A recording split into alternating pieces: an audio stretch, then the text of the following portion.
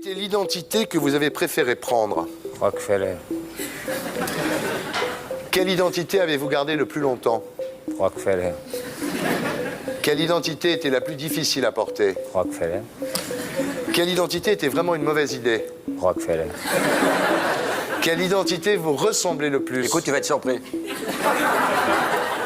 Rocancourt. Quel est votre plus beau coup? Celui-là. Aujourd'hui, je consacre cette vidéo à Christophe Rocancourt, l'un des escrocs les plus célèbres de notre époque, surnommé l'escroc des stars. Christophe Rocancourt est né le 16 juillet 1967 à Honfleur, en France.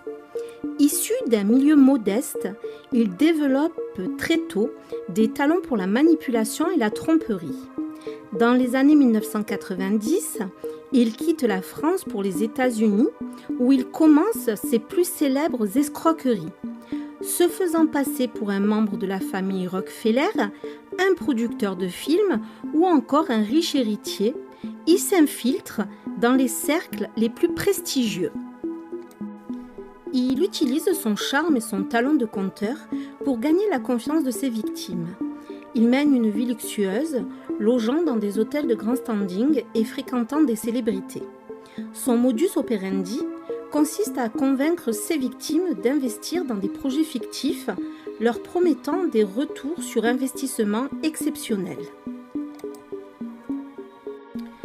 Parmi les célébrités à avoir laissé quelques plumes après le passage de Christophe Rocancourt dans leur vie, on retiendra Mickey Rourke, Michel Polnareff ou bien encore Catherine Breillat.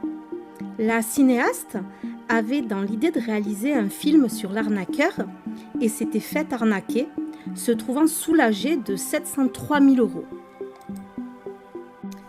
Malgré ses succès, son parcours est marqué par de multiples arrestations.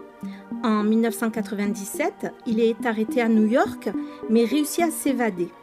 En 2001, il est de nouveau arrêté à Vancouver, au Canada. Lors de son procès, il plaide coupable de plusieurs chefs d'accusation d'escroquerie et il est condamné à quelques années de prison. En 2009, il est extradé vers la France pour faire face à d'autres accusations. Il est libéré en 2011 après avoir purgé sa peine. Depuis sa libération, Rocancourt continue de faire parler de lui. Il publie des ouvrages dont Moi, Christophe Rocancourt, orphelin, playboy et tôlard, et Mes vies, où il raconte ses exploits et ses motivations. Bien qu'il tente de se réinsérer, son passé le rattrape souvent, avec de nouvelles accusations d'escroquerie surgissant de temps à autre. Christophe Rocancourt est une figure controversée.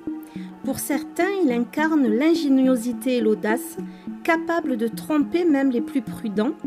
Pour d'autres, il est le symbole de la tromperie et de l'immoralité. Son histoire a inspiré plusieurs documentaires et articles fascinant le monde autant qu'elle le répugne.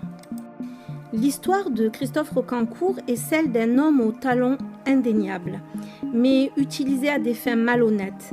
Son parcours est un rappel des dangers de la tromperie et des conséquences qu'elle peut avoir sur la vie des gens.